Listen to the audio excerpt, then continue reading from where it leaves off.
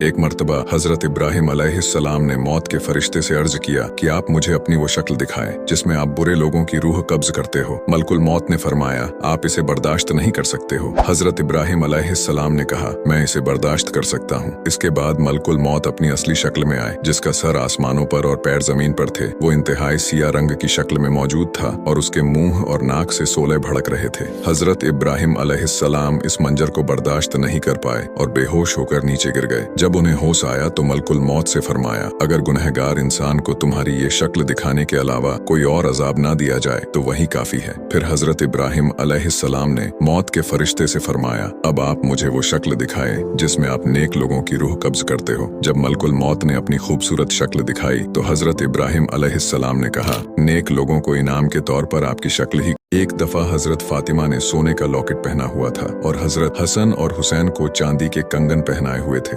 हुजूर पाक सल्लल्लाहु अलैहि वसल्लम की आदत थी कि जब आप किसी सफर में जाते तो सबसे आखिर में फातिमा से मिलते और जब भी आप सफर से वापस आते तो सबसे पहले फातिमा से मिलते। एक दिन आप किसी सफर से वापस आए और हजरत फातिमा के दरवाजे पर अपना पहला कदम रखा तो गले में लॉकेट दिखा और शहजादों के पास कंगन दिखे। हुजूर ने वहीं से कदम पीछे हटा लिए। उसके बाद हजरत फातिमा हिचकियां लेके रोने लगी। जब हजरत अली घर आए तो पूछने लगा, क्या हुआ? हजरत फातिमा ने कहा, कुछ पता नहीं हुजूर घर आए थे और दरवाजे से ही वापस लौट गए। मैं बड़ी परेशान हूँ, जिंदगी में ऐसा कभी नहीं हुआ। जब हजरत अली हुजूर के पास गए तो देखा कि आप भी रो रहे थे। हजरत अली ने हुजूर से पूछा कि क्या हुआ? हुजूर ने फरमाया, ए अली, वो मोहम्मद की बेटी होकर सोना पहनती है, मोहम्मद की बेटी होकर बच्चों को चांदी पहनाती है। जो टाल देता है मुश्किलों को, मेरे नबी का है नाम ऐसा। मेरी बिगड़ी बनाने को नबी का नाम काफी है, हजारों गम मिटाने को नबी का नाम काफी है। गमों की धूप हो या फिर हवाएं तेज चलती हो, मेरे इस आशियाने को नबी का नाम काफी है।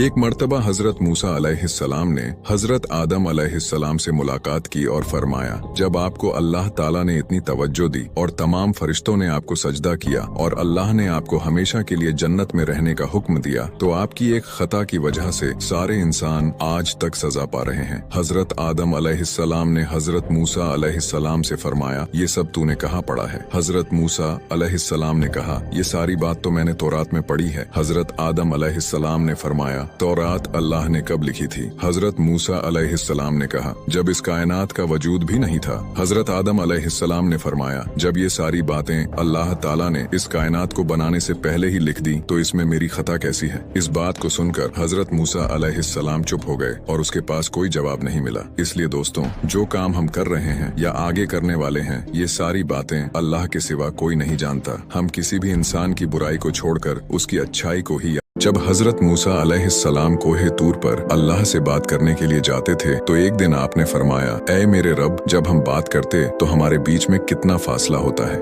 अल्लाह ने फरमाया, जब हम बात करते हैं तो हमारे बीच में 70 पर्दों का फासला होता है, लेकिन सबसे आखिर में एक ऐसी उम्मत आएगी जो हजरत मोहम्मद सल्लल्लाहु अलैहि वसल्लम की होगी और ये उम्मत मेरे सबसे करीब होगी। हजरत मूसा अलैहिस्सलाम ने फरमाया, ऐ मेरे परवरदिगार, वो ऐसा क्या करेंगे जो आपके इतने करीब होंगे? अल्लाह ने फरमाया, जब वो रमजान के महीने में रोजे रखेंगे और जब उनका गला प्यास की शिद्दत से सूख जाएगा और हॉट भूख से सूख जाएंगे तो उस वक्त वो उम्मत मेरे सबसे करीब होगी। मेरे और उनके बीच सिर्फ एक पर्दे का फासला होगा। जो दुआ वो मुझसे मांगेंगे मैं उनकी हर दुआ कबूल करूंगा। सुभान अल्लाह।